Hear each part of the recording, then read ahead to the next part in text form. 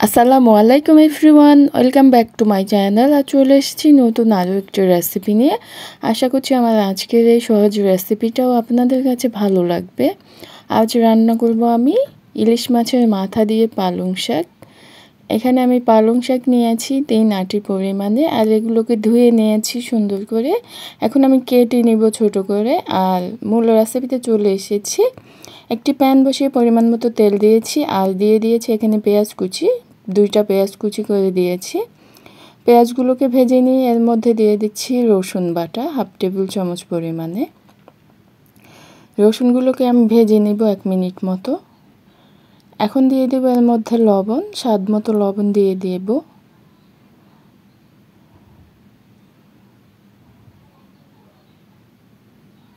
এখন দিয়ে দিচ্ছি এখানে মরিচের গুঁড়ো 1/2 চামচ পরিমাণে।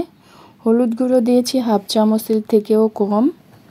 সব কিছু নেড়ে চেড়ে এখন দিয়ে দিচ্ছি এখানে পানি।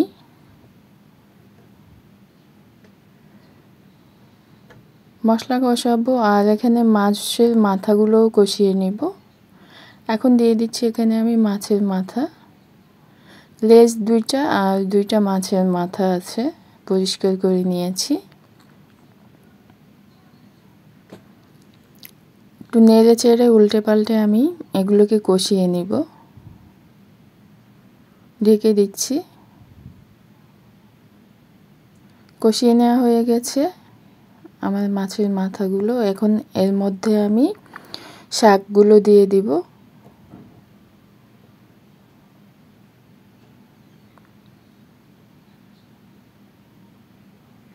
কাঁচামরিচ দিয়েছি আমি এখানে 5-6টা কাঁচামরিচ দিয়ে দিয়েছি, আর শাকগুলো দিয়ে এখন ঢেকে দিচ্ছি। ফিরে এসেছি 5 মিনিট পরে, শাকগুলো কমে এসছে। আর এখানে আমি কোনো পানি ব্যবহার করব না, শাক থেকেই পানি উঠে এসছে, দেখতেই পাচ্ছেন।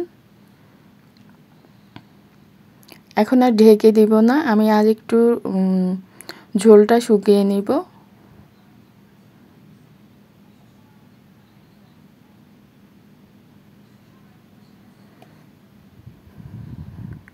এই তো হয়ে গেছে আমার আজকের এই সহজ শাক রান্না, ইলিশ মাছের মাথা দিয়ে পালং শাক। আশা করছি আমার আজকের এই রেসিপিটাও আপনাদের কাছে ভালো লেগেছে।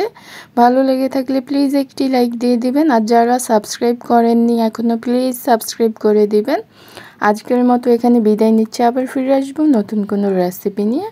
সে পর্যন্ত সবাই ভালো থাকবেন, সুস্থ থাকবেন। আল্লাহ হাফিজ।